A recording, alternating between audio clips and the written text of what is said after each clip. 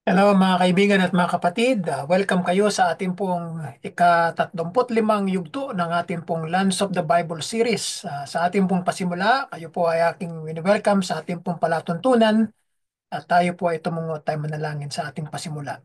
Ama naming Diyos, muli ang pagpapala mo ang siyang sumaamin. Ikaw ay ang aming pinapasalamatan at dinadakila namin ang iyong kabanal-banalang pangalan. Sa iyong papuri, Panginoon, ang pagsamba, ang pagkilala sa iyo bilang aming Panginoon tagapagligtas. Maraming salamat sa iyo, Panginoong Yesus, sapagkat ikaw lamang ang aming Panginoon sa aming puso at sa aming buong buhay. Pagpalain mo po, Panginoon, ang palatuntunan ito at ang banal na Espiritu nawa ang kumilos at magsalita sa iyong abang lingkod at ang mga papuring ito ay para sa iyo, Panginoon Ama, na sumasalangit na kami ay susunod sa iyong kalooban para sa aming lahat, Panginoon. Ito po ang aming sama-samang dalangin na kami patnubayan mo sa sandaling ito sa pangalan ni Jesus. Ito ang aming sama-samang dalangin. Amen. So mga kapatid, welcome. So tayo po idadako na sa ating pong materials at titingnan natin kung ano ang mga sinasabi sa atin ng atin pong um, palatuntunan na gagawin sa oras na ito. So tayo po ay tutungo sa panibagong lugar, no, na ating pupuntahan. So ang ating pong pupuntahan ngayon ay ang Jezreel Valley.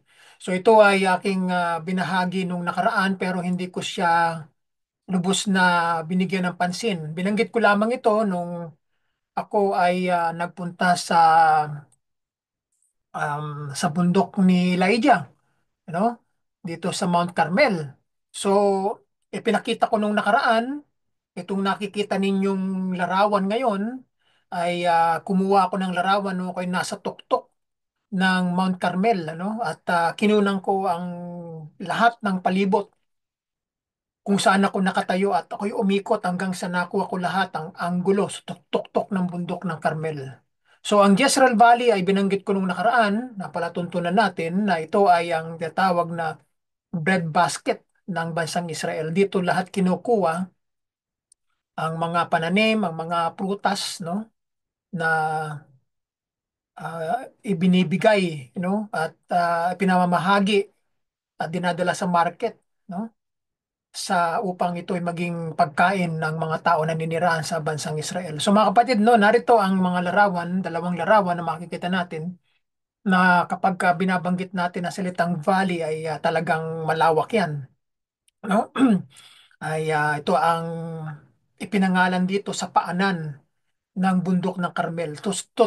Tayo pa rin mga kapatid ay nasa northern part ng Israel, nasa pare tayo ng Galilee, ano? So hindi pa tayo aalis dito.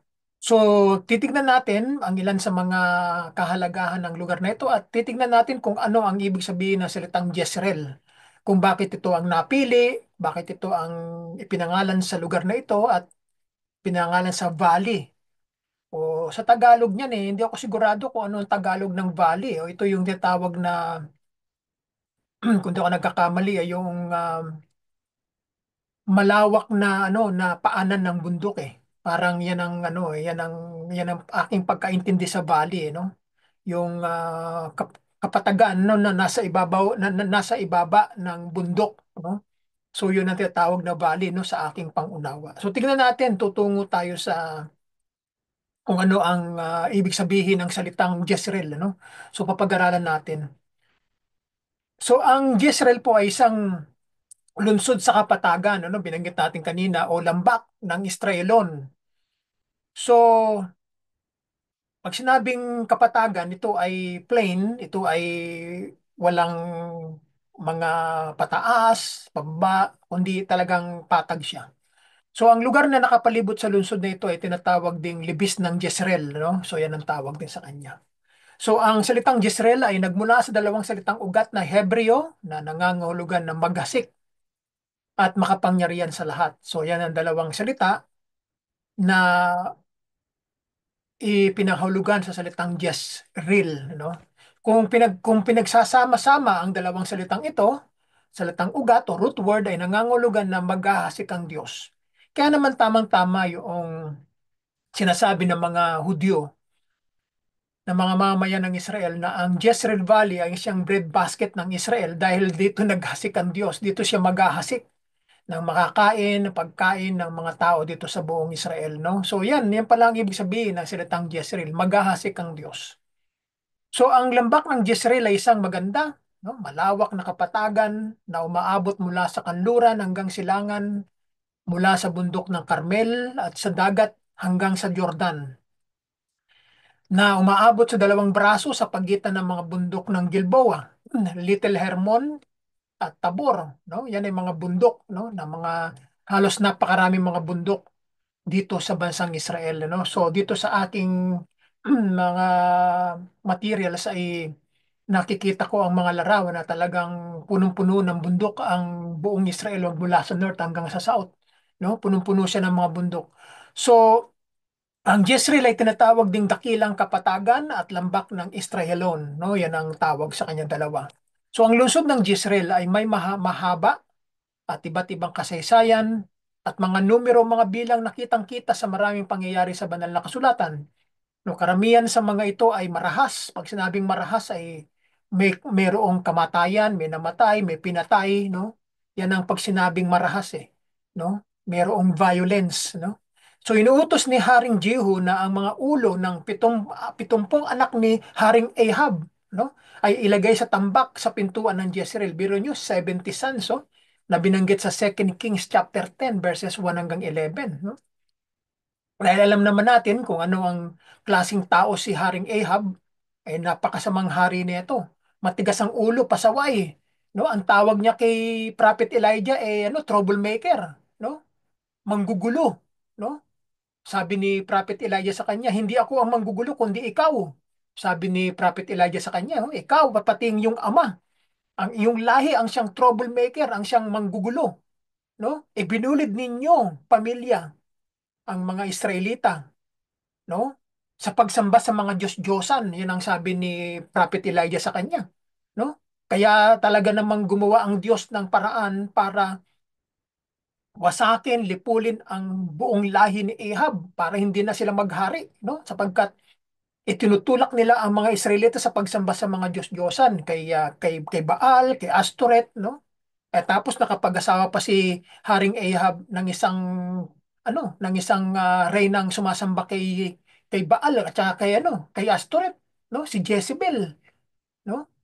Kaya ganyan ang ginawa ng Diyos sa kanila, no? Kaya inutusan ng Diyos ang propetang si Elijah at si Elisha para gawin kung ano ang nais ng Diyos. At ito nga ang nangyari. Ginamit ng Diyos ang ibang tao para ipatupad kung ano ang gustong gawin ng Diyos sa lahi ni Ahab. Na yan binanggit sa 2 Kings chapter 10 verse 1 hanggang 11, no? So ang reyna ni Ahab na si Jezebel ay namatay sa magitan ng pagtapon mula sa bintana ng palasyo ng Jezreel, no? Yan. Inuutos kung di ako nagkakamali, ni Jehu na yung mga tao doon sa palasyo ang siyang magtapon kay kay Jezebel doon sa bintana, no? Sabi ni Jehu kung kayo ay tapat sa akin, ay susundin ninyo kung ano ang aking sasabihin. Kung kayo ay kakampi ni Jezebel, ay pare-pareho kayong mawawala sa daigdig na ito. Kaya ang ginawa ng mga tauhan ni Jezebel ay sumunod kay Jehu kung hindi sila nagtapon. At noong bumagsak na yung katawan ni Jezebel doon sa binagsakan, ano nangyari? Yung kanyang katawan ay kinain ng aso, ng mga aso. Pati yung kanyang dugo ay dinilaan at kinain ng mga aso, no? Natupad ang sinabi ng Diyos kay kay propeta Elijah, no? Na ganyan ang mangyayari dahil sa pagsamba niya sa Diyos-Diyosan, no? Winalampuri niya ang Diyos na lumalang ng langit at ang lupa, ano?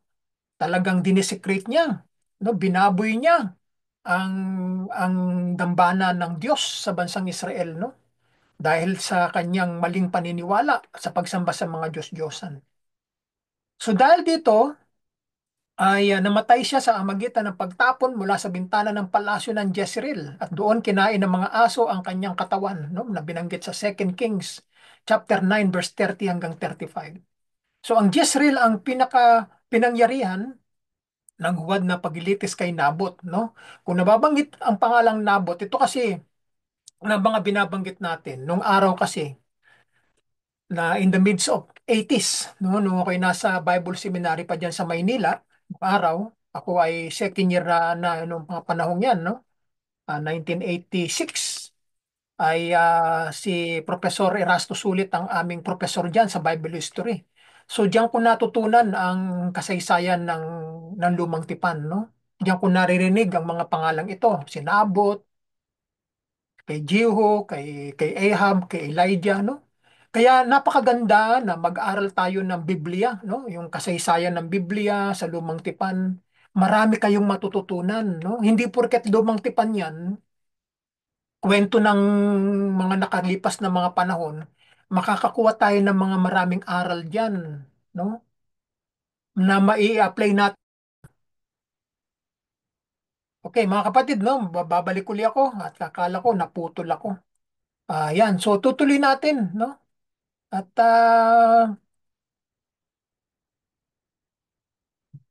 okay, babalik tayo.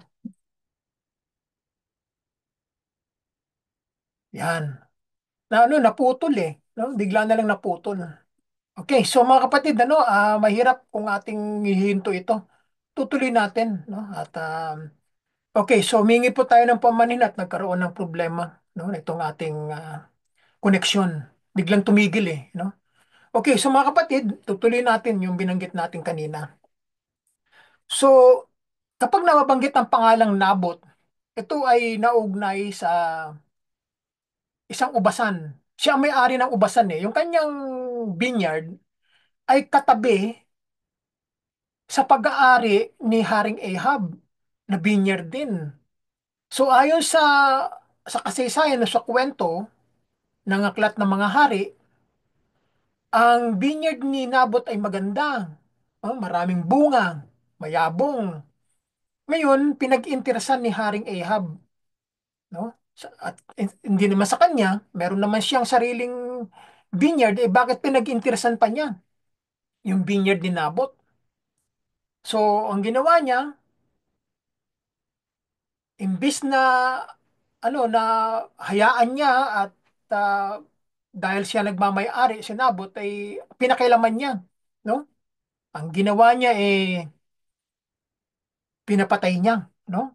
Pinatay ni Jezebel dahil sa kanyang pagtanggi na ibigay ang kanyang lupain kay Ahab.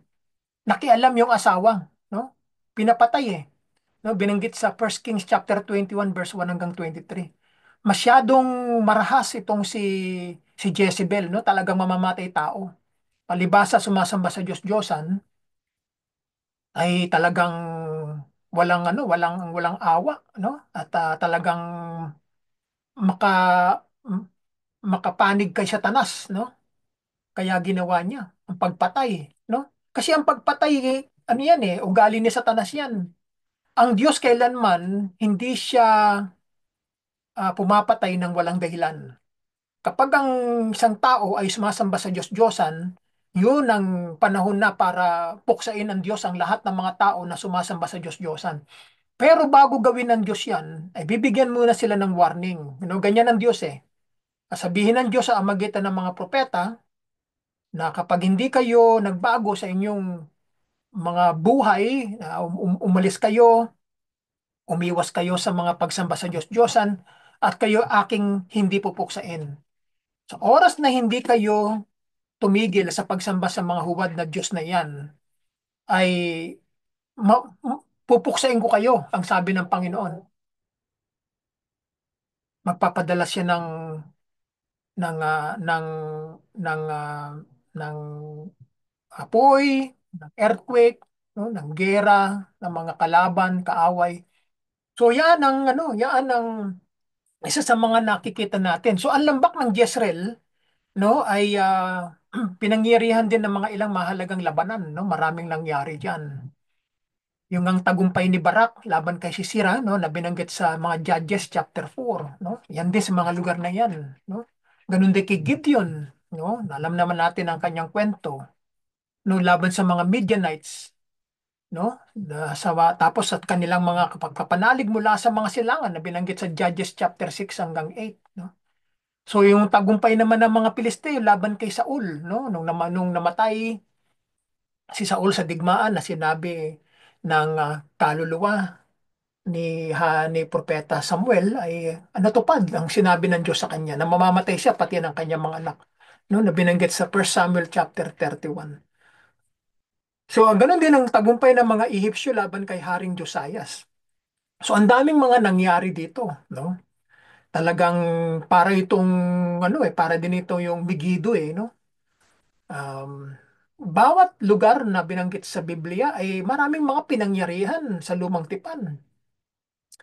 Mga digmaan, no? Pinangyarihan ng mga propeta na mga gawa nila, no? So, ang dami.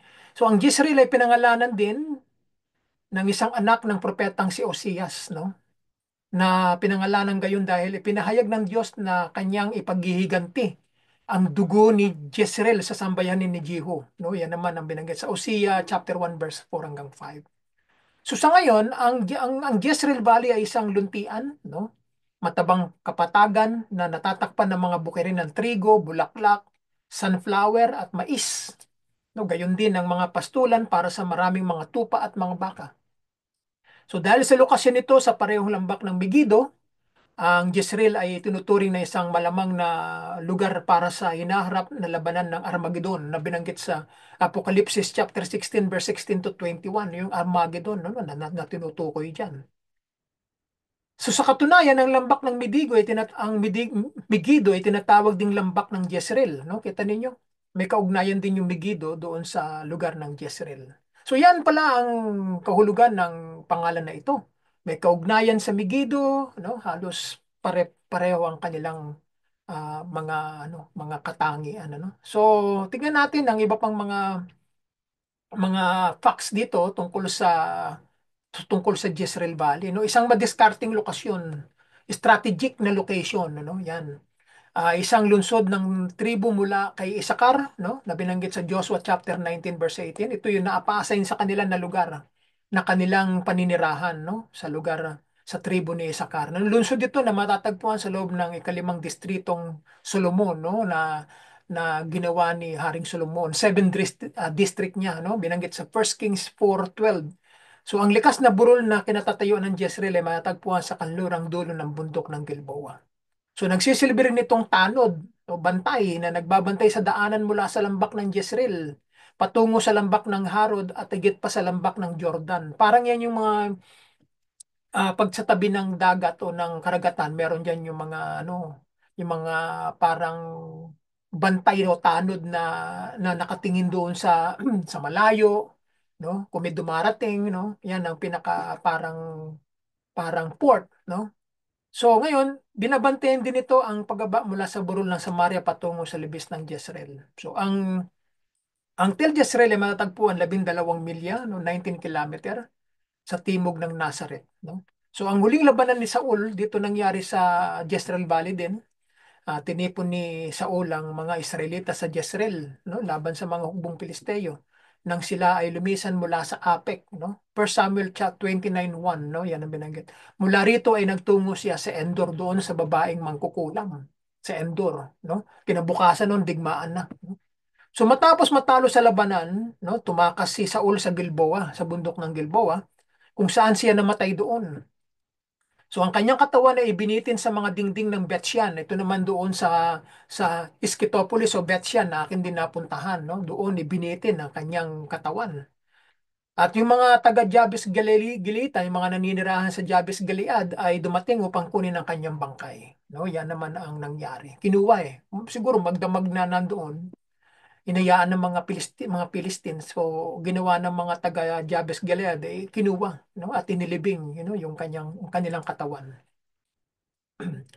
So, ang ubasan ni na Ahab at saka ni Nabot na binanggit ko kanina, ayan ang makikita natin na binanggit sa 1 Kings 21:1, no? Dahil sa mababang taas ng Jezreel, ito ay magsisilbing magandang palasyo sa taglamig. Kaya ito ang naging problema kay Ahab. Naging sakim siya dahil dito siya naglalagi kapag panahon ng taglamig dahil napakaganda ng lugar, no? Kinuha ni Ahab ang ubasan ni Nabot, no? Pinag-intirasan niya, may kasakiman, no? Kaya mayroong kamatayan na naganap. So ang Ubasan ay nasa tabi ng palasyo at napakahalagang lupain, no? Ang matabang lupa sa Lambak ngayon ay isang paalala kung gaano kahalaga ang matabang ubasan ni Nabot. So ang larawang ito ay nagpapakita ng isang sinaunang pisaan ng ubas sa silangang bahagi ng lungsod ng Jezreel. Ito nga, ang nakikita natin sa kaliwang bahagi natin ay makikita niyo yung napakaganda ng lupain, no? Kaya naman tamang-tama ang sinasabi nga sa kwento ng Lumang Tipan. No, yung mga paghukay dito sa Tel Jezreel, no, nung panahon noong 1990 hanggang 1995, no, marami mga paghukay ng mga nangyari diyan. Sinagawa ni John Woodhead ng British School of Archaeology at David Usikin ng Tel Aviv University noong 1990 hanggang 1995, no. May mataas na inaasahan para sa lugar na ito dahil ito ang huling royal site na nahukay, no? Ibig sabihin, tahanan no, naging palasyo ng mga hari noong mga panahon yun. Ngunit ang mga resulta ay nakakadismaya dahil ang mga bato ay ninakawan sa mga nakaraang panahon. Ibig sabihin, hindi na na-maintain ang lugar, no? Kundi maraming mga nangawalang mga bato. Maraming nawala, no? Kaya noong 9th century, busy, ng mga sabihin natin niyang bago pa dumating ang ating Panginoon Kristo, malinaw na ang lugar na ito ay binuo sa ilalim ng isang bagong plano. Bagaman marami pa rin ang hindi sigurado tungkol sa lugar, ay pinapakita na ang lungsod ng Jezreel ay isang lungsod na nakaplano at tiyak na ang gawain ay nangangailangan ng malaking pamumuhunan sa pananalapi, pati na rin ang mga yamang tao na ito, no, dito sa lugar na ito. No? Sabihin, nakapreserve yan. Ang larawang ito ay nagpapakita ng mga ubas na tumutubo sa lugar, no, sa bandang kaliwa na nakapagpapaalala sa ubasan ni Nabot, no, ganyan kayaman o talagang umuusbong ang ubasan dito sa Jezreel na hindi kalayuan sa lugar na ito, no. So ibig sabihin, maaaring dito sa mga lugar na ito hindi man tumpak kung saan ay diyan nangyari ang kwento ni Nabot at saka ni Haring Ahab. So ano pa ang susunod na ating makikita dito sa Jezreel? Ano ang kahalagahan ng Jezreel Valley sa banal na kasulatan? So ayon sa binanggit sa 2 Kings chapter 9:1 hanggang chapter 9 hanggang 10, ang Jezreel Valley ay kung saan pinatay ni Jehu ang lahat ng miyembro ng pamilya ni Ahab. Dahil sa ginawa ni Ahab na naging sakim siya, pinatay ni Jezebel ang si Nabot. Ang dami niyang mga ginawang kamalian sa harap sa mata ng Panginoong Diyos, no? Kaya ganun ang nangyari sa kanya. Noong nangamatay ang kanyang mga anak, 70 silang lahat, no? Kaya anong mangyayari kapag ang mga tao ay sumamba sa Diyos-Diyosan, ay talagang sila ay mawawala sa daigdig na ito. Ano ang Jezreel Valley ngayon? Ang ibig sabihin ng Jezreel ay binanggit natin kanina ay mga hasik ang Diyos, mag-ahasik siya, no? Isang pahiwatig sa pagkamayabong nito, bagamat sa modernong panahon ang kapabayaan ay naging mga latian, napabayaan, no? Hindi na maintain, no? Kapag hindi na maintain, wala, magiging latian 'yan, no? Magiging putikan, magiging walang walang silbi. Kailangan ay pagyabungin, ano, i-maintain. Ngunit simula noong 1911, pinatuyo ng mga taong unang nagtatag ang mga latian, no? Sabihin, mga mapuputik na mga lugar ay pinatuyo. Ano pat muling namulaklak ang mga lambak, ano? Ngayon ito ay ang breadbasket ng Israel, no? Na-revive itong lugar na ito. Umuusbong na trigo, bulaklak, mga bulak, sunflower at maging mga fish pan, ano? May mga tinitira na mga isda, ano? Kaya maraming mga isda ang pwedeng kunin diyan. Saan matatagpuan ang Jezreel Valley? No? Ito ay nasa northern part ng Israel, no? Ito ay kilala rin bilang Emek Yisrael at ang kapatagan ng Megiddo. O yan. So ang Megiddo at saka Jezreel ay meron ding kaugnayan. Halos magkarugtong sila eh.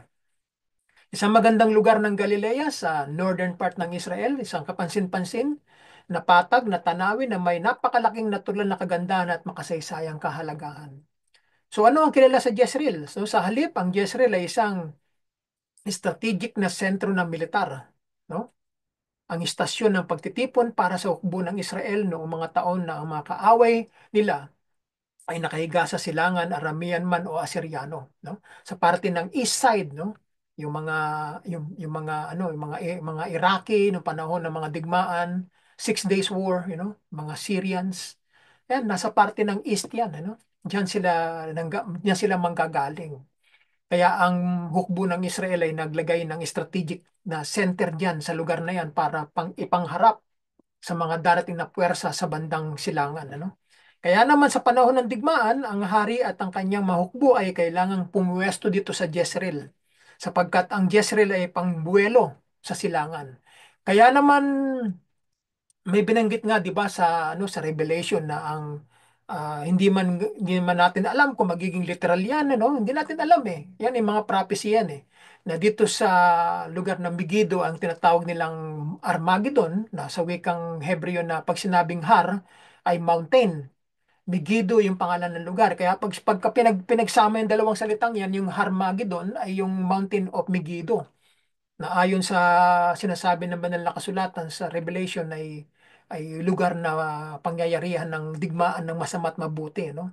So hindi natin alam kung yan magiging literal o magiging hindi natin alam, no? Hindi ko sasabihin sa inyo kung ano ang interpretasyon diyan, no? Hindi ko alam, no? Ang Diyos lamang ang nakakaalam yan. Kung yan ay magiging literal o magiging spiritual, ang Diyos lamang ang makakaalam yan. Pero ako ay naniniwala kung ano sinasabi ng Biblia, ayun na lang.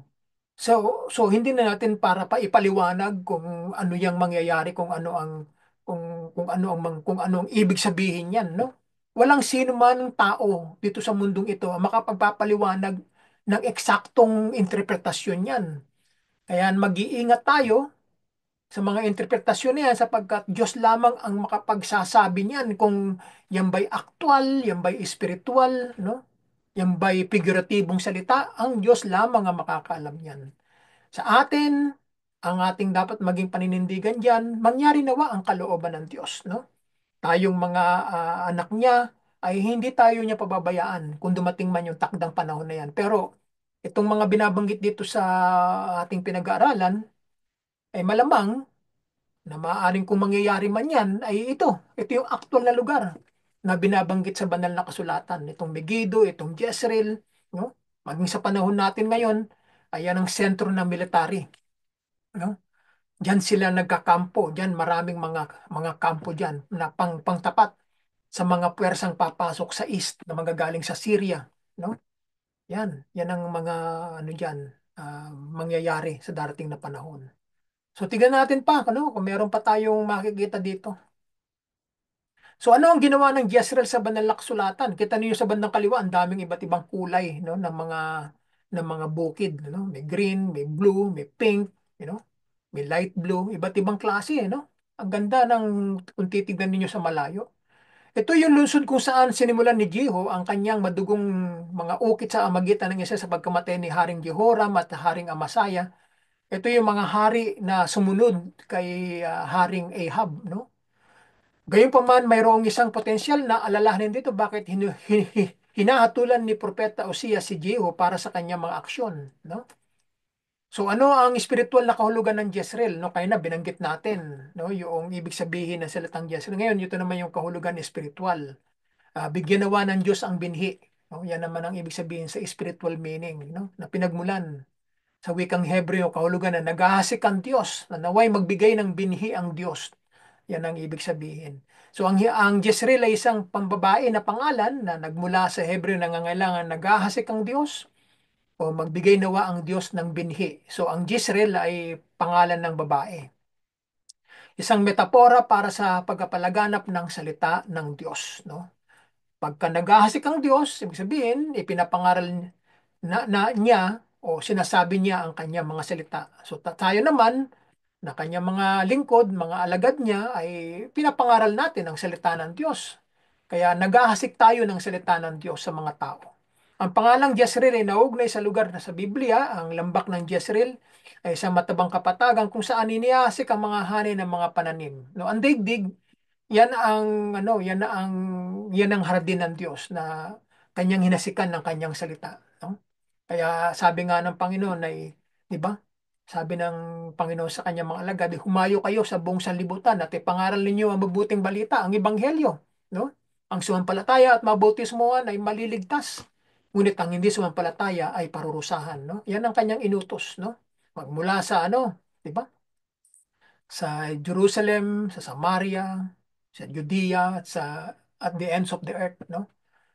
So hindi niya na binanggit yung yung Galilee kasi, ang Galilee kasi ito nga pinag-aaral natin, northern part ng Israel, ay ang mga tao diyan ay naniwala sa Panginoong Kristo, no? Mga hintil man, mga ilang Hudyo ay naniwala sa kanya, no? Halos lahat ng mga tao diyan sa Galilea ay naniwala sa ipinapangaral ng ating Panginoong Kristo. Maraming mga pinakain niya, 5,000, 4,000, so 9,000 na 'yon.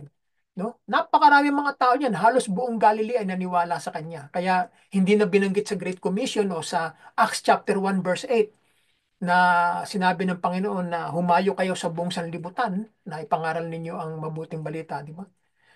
So yan, no, naghahasik ang Diyos sa magitan natin. Ngayon, ang problema, o paano kung hindi tayo maghahasik? Kung hindi tayo mangangaral ng salita ng Diyos sa panahon natin ngayon? Paano tayo makapag-asik kung hindi tayo nangangaral ng salita ng Diyos? Dapat hindi lang mga preachers, mga ministro, mga pastor ang mangangaral ng salita ng Diyos, kundi tayong lahat, no? Hindi lamang sa kanila ibinigay ang pangangaral ng salita ng Diyos.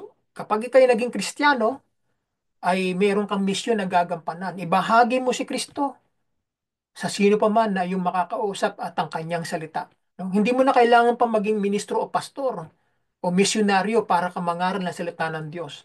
Just a simple word, a word na sasabihin mo sa iyong kakilala, kaibigan at kung sino pa man, mahal ka ni Jesus.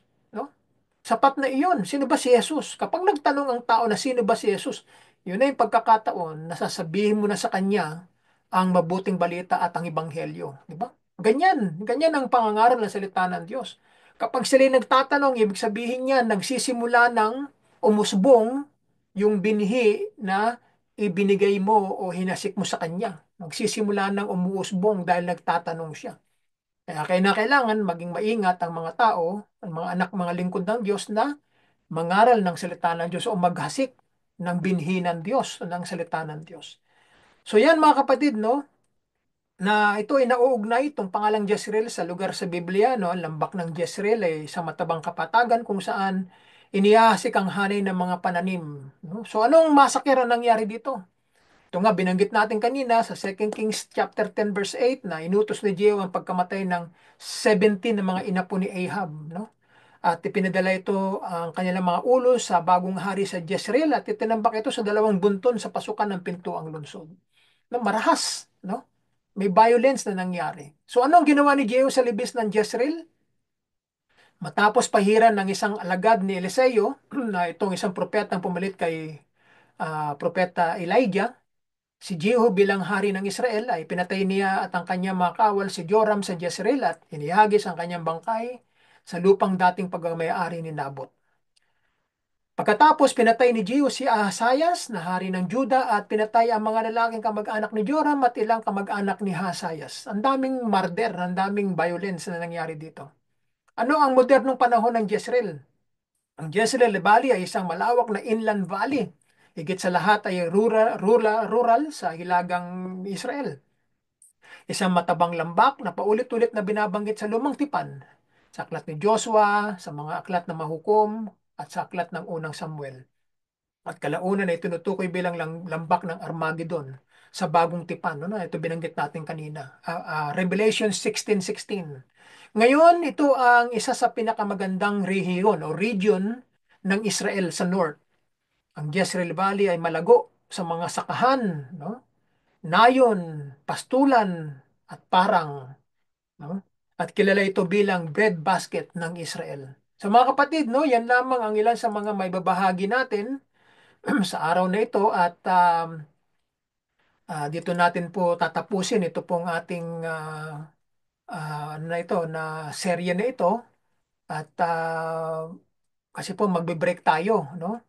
At dahil po papasok ang Christmas season ay magbe-break muna po tayo, no? Ng 2 linggo. So ako ay babalik, no? Sa January 2, no? Pagkatapos ng bagong taon.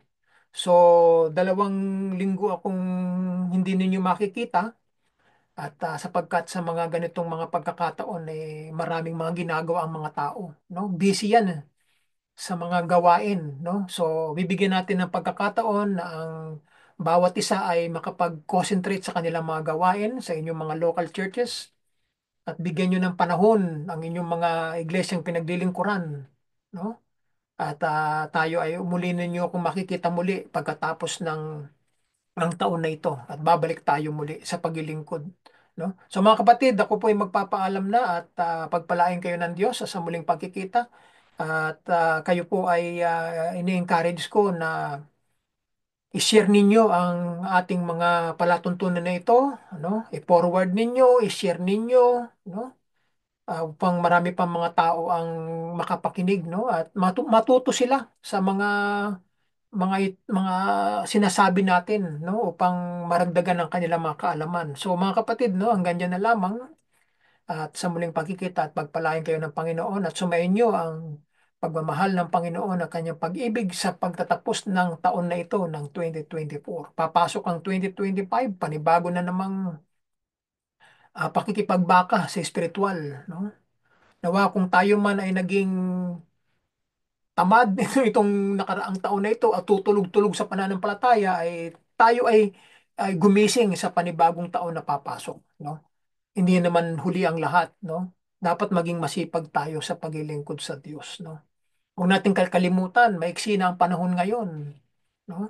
Hindi katulad nung araw, matagal. Ngayon, maiksi na ang panahon, no? Gumawa tayo ng ng gawain ng Diyos hangga't maaga pa, no? At upang sa ganun, ay ang lahat ng ginagawa natin ito ay susunod sa atin, no? Kaya mga kapatid, paalam sa muling pagkikita. Happy New Year sa inyong lahat na lang, ano? At God bless you all and we'll see you then and bye for now.